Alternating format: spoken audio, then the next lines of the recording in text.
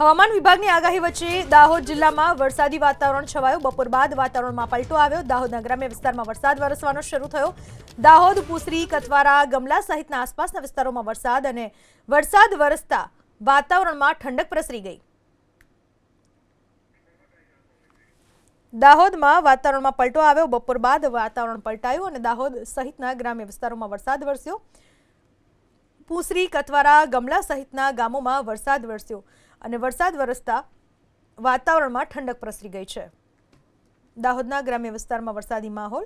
બપોર બાદ વાતાવરણમાં પલટો આવ્યો અને હજુ પણ આગામી દિવસોમાં વરસાદની હવામાન વિભાગે આગાહી કરી છે।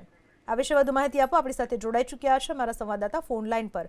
દાહોદમાં કયા કયા વિસ્તારોમાં વરસાદ જોવા મળી રહ્યો છે, શું છે વરસાદી સ્થિતિ? જરૂરથી જે દાહોદમાં હાલ તો જે વાતાવરણ પડતો જોવા મળ્યું તો જેમાં વિસ્તારની વાત કરીએ તો દાહોદ નજીક જે ગ્રામ્ય વિસ્તાર છે, પુસરી, કતવારા, ગમલા સહિતના જે વિસ્તારો છે જ્યાં ધીમી ધારે વરસાદની શરૂઆત થઈ છે। ગરમીની ઉકળાટમાંથી લોકોને રાહત મળી છે। ખાસ કરીને જિલ્લાભરની વાત કરીએ તો જિલ્લાભરમાં વાદળછાયું વાતાવરણ છે। અનેક જગ્યાએ ધીમી ધારે વરસાદ પડી રહ્યો છે। હાલ તો વરસાદની રાહ જોતા ખેડૂતો તેમાં ખુશીનો માહોલ પણ જોવા મળી રહ્યો છે, પણ દિવસભરના ગરમીની ઉકળાટ બાદ વરસાદ વરસતા લોકોને ક્યાંક ને ક્યાંક રાહત મળી રહી છે। જી, આભાર આપનો તમામ માહિતી બદલ।